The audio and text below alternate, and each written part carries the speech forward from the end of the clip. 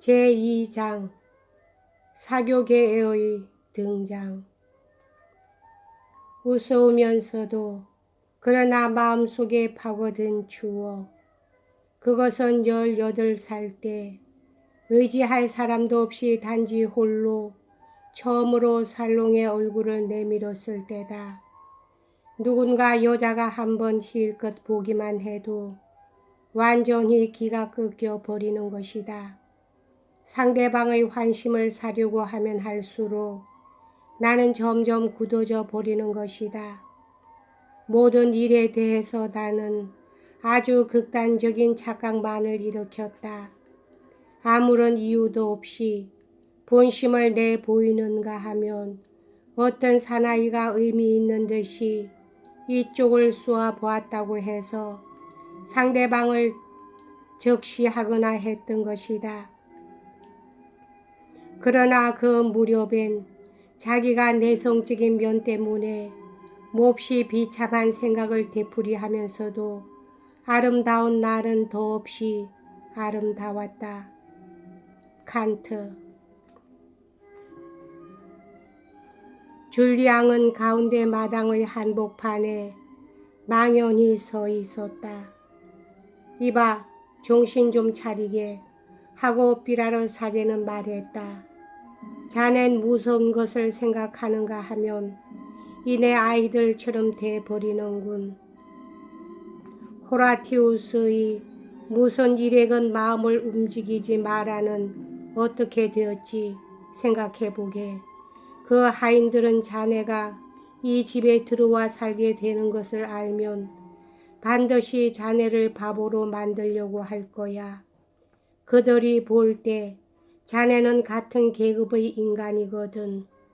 그런 자네가 자기들의 윗자리에 앉는다는 것은 건방진 짓이라고 생각하겠지.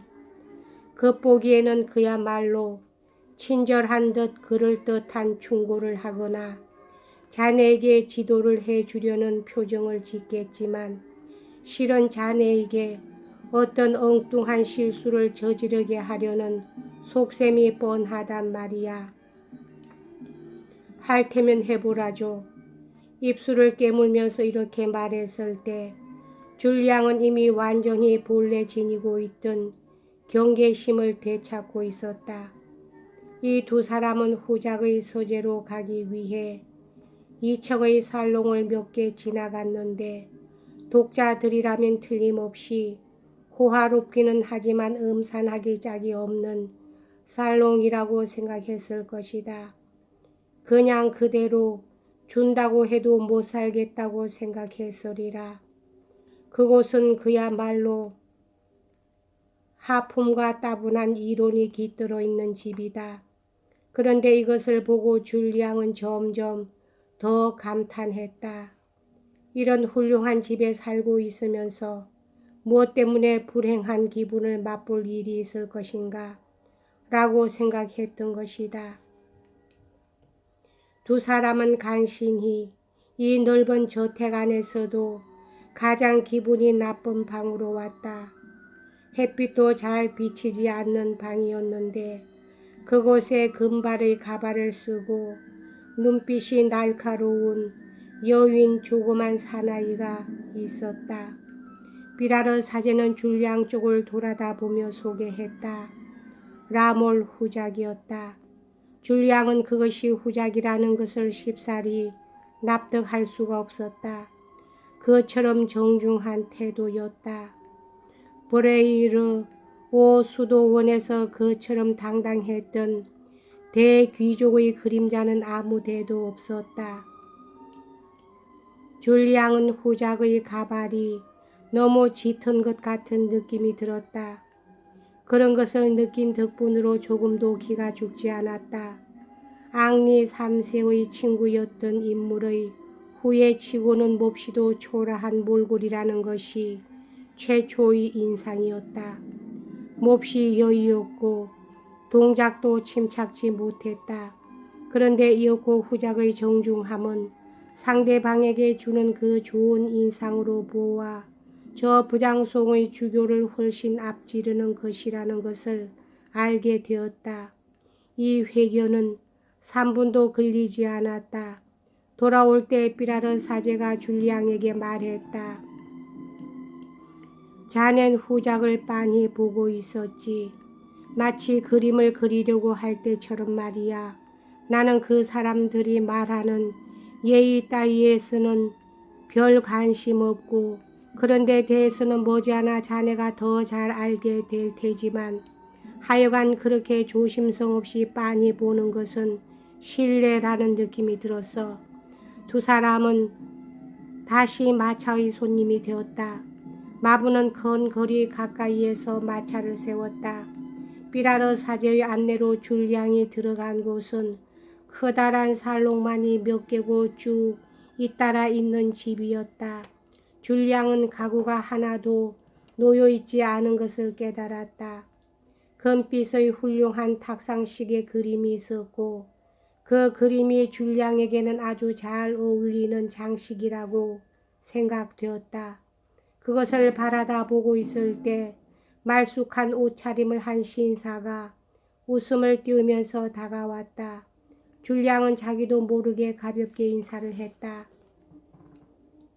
신사는 싱긋 웃고 줄리앙의 어깨에 손을 얹었다. 줄리앙은 깜짝 놀라서 뒤로 물러났다. 분개한 그는 벌겋게 되었다. 평상시의 근엄한 삐라르 사제도 이때 많은 눈물이 날 만큼 웃었다. 그 신사란 재단사였던 것이다. 양복점을 나설 때 삐라르 사제가 말했다. 이틀 동안은 자네 마음대로 해도 괜찮아. 라몰 부인을 뵙는 것은 그 뒤의 일이네. 다른 사람 같으면 자네를 수처녀처럼 외출을 시키지 않았을 거야.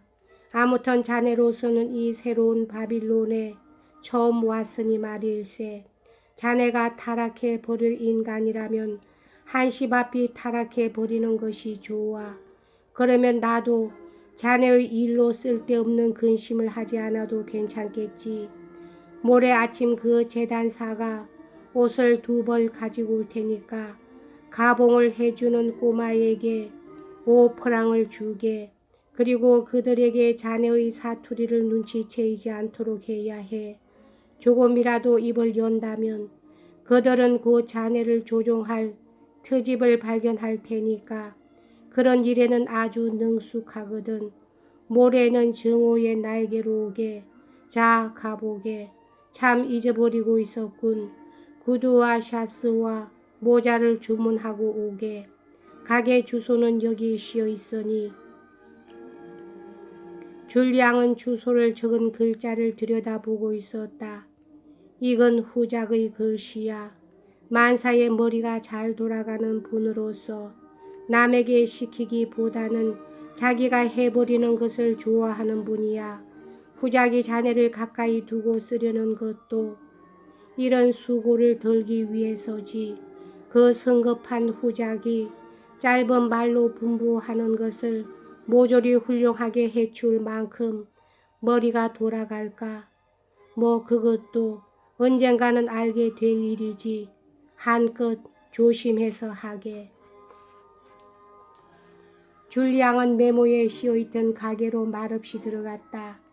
깨닫고 보니 어느 가게에서도 아주 정중하게 대했고 구두방에 선 이름을 장부에 기입할 때 줄리앙 드 소렐이라고 써 넣었다.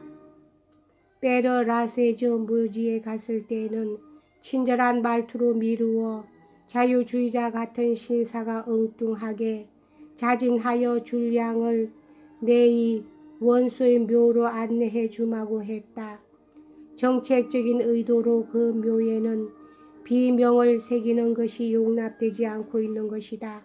그런데 눈에 눈물을 머금고 줄리앙을 끌어안을 것만 같은 태도를 보였던 이 자유주의자와 헤어지고 보니 어느 결의 시계가 없어져 버렸다.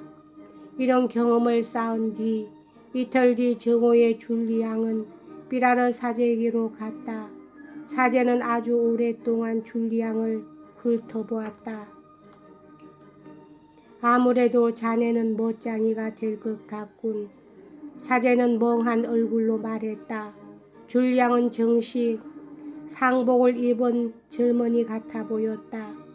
확실히 아주 멋진 모습이긴 했지만 선량한 늙은 사제는 자신이 시골뜨기였으므로 줄리앙의 어깨를 흔들면서 걷는 버릇이 아직 고쳐지지 않은 것을 전혀 깨닫지 못했다. 시골에서는 그렇게 걷는 것이 멋과 위엄으로 통했다. 그런데 막상 후작이 줄리앙의 모습을 보았을 때 그 우아함에 대해서 삐라르 사제와는 전혀 다른 견해를 가졌으므로 이렇게 말했다. 소렐 군에게 댄스를 가르쳐 주어도 괜찮겠습니까? 삐라르 사제는 어안이 벙벙해졌지만 이었고 겨우 입을 열었다. 좋습니다. 줄리앙은 성직을 맡고 있는 것이 아니니까요. 후작은 좁은 뒷계단을 두 단씩 달려 올라가서 손수 우리 주인공을 조그만 지붕 밑방으로 안내했다. 방에서는 저택 안의 널찍한 정원이 내려다 보였다. 후작은 샤스를 몇 장 샀느냐고 물었다. 2장 샀습니다. 줄리앙은 이런 대기족으로부터 그러한 질문을 받았기 때문에 어느 정도 움츠러들면서 말했다. 잘했네. 후작은 진지한 얼굴로 어딘가 무뚝뚝한 명령조의 말을 했기 때문에 줄리앙은 곰곰이 생각했다. 잘했네. 그러나 샷을 22장 더 사라고. 이것은 자네 수당 중 첫 사반기 목신이 받아주게. 지붕 밑방에서 내려올 때 후작은 한 늙은 영감을 불러 이렇게 명령했다. 아르세느, 앞으로 소렐 군의 일을 부탁하네. 한참 후에 줄리앙은 도서실에 혼자 있게 됐다. 이것은 두말 할 것 없이 즐거운 한때였다. 흥분한 꼴을 남에게 보이기 싫었기 때문에 그는 방의 컴컴한 한쪽 구석으로 몸을 숨겼다. 그곳에서 번쩍번쩍 빛나는 책의 가죽 표지를 바라보고 있었던 것이다. 이 책을 다 읽을 수 있게 되는 것이다. 이런데도 이 집에 있기가 싫어지는 수가 있을까? 레날시 따위는 지금 라몰 후작이 해준 100분의 1을 했을 뿐으로도 평생 체면이 깎여버렸다고 생각하겠지. 그런데 내가 옮겼을 일이란 어떤 일인가 한번 써보자. 그 일이 끝나자 그는 대담하게 책장으로 다가가 보았다. 볼테르의 전집을 발견했을 때는 너무 좋아서 정신이 아득해질 정도였다. 급히 도서실의 문을 닫으러 갔다. 그것은 그런 장면을 불시에 들키기 싫은 조심 때문이었고, 그렇게 해놓은 후에는 마음껏 80권의 전집을 하나하나 펼치면서 즐길 수가 있었다. 장정은 호화로운 것으로서 런던 제1의 재본공에 의해 만들어진 일품이었다. 하기야 줄리앙을 감탄시킬 뿐이라면 그런 정도의 책이 아니었더라도 좋겠을 것이다. 여기까지 하겠습니다.